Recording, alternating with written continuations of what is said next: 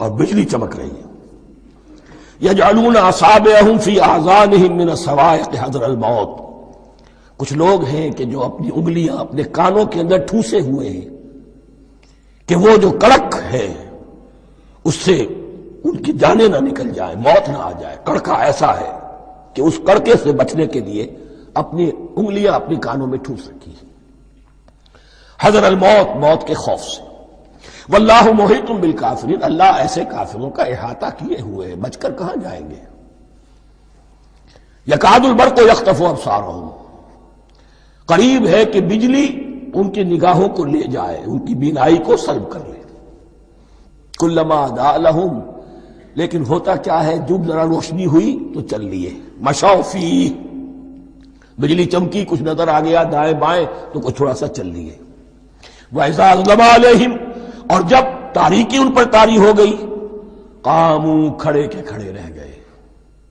یہ نقشہ ہے ان کا کہ ایک طرف بارش ہو رہی ہے، قرآن مجید ہے، آسمان سے نازل ہو رہا ہے، یہ ماہ مبارکہ ہے، یہ کتاب مبارکن ہے، لیکن یہ کہ اس کے ساتھ کڑکے ہیں، گرج ہے، کفر سے مقابلہ ہے، کفر کی طرف سے دھمکیاں ہیں، اندیشے ہیں، خطرات ہیں، امتحانات ہیں، آزمائشیں ہیں.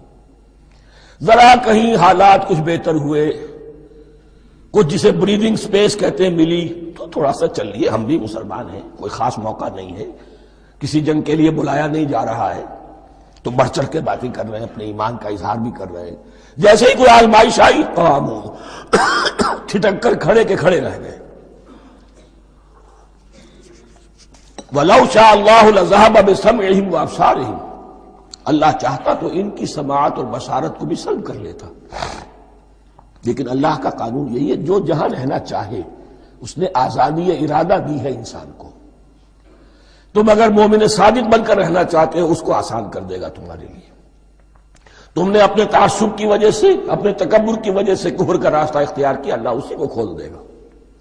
تم بیچ میں لٹکنا چاہتے ہو لٹکتے رہو، اللہ تعالیٰ جو ہے جبرن کسی کو نہ حق پہ لائے گا نہ جبرن کسی کو باطل پر لے کر جائے گا. اس لیے کہ جبر اگر ہو تو پھر امتحان کا معاملہ ختم، پھر جزا و سزا بیکار ہے، غیر منطقی ہے، غیر معقول ہے. ان اللہ علی کل شیء قدیر، یقیناً اللہ تعالیٰ ہر چیز پر قادر ہے. یہ دو رکوع اس اعتبار سے کہ انسانی شخصیتوں کا سمجھنا، اور جیسا کہ میں نے عرض کیا تعویل عام ذہن میں رکھیے، جب بھی کبھی کوئی دعوت حق اٹھے گی اگر وہ واقعتاً کل کے کل حق کی دعوت ہے اور اس میں انقلابی رنگ ہے کہ باطل سے پنجہ آزمائی کرنی ہے، باطل کو نیچا دکھانا ہے، حق کا غلبہ کرنا ہے، تو یہ تین قسم کے افراد لازماً ہمیشہ وجود میں آ جائیں. ان کو پہچاننا، ان کے کردار کی جو اصل جو اس کے پیچھے پس منظر ہے اس کو جاننا بہت ضروری ہے. میں وقفہ کر رہا ہوں ذرا بھائی. الرحمن الرحیم.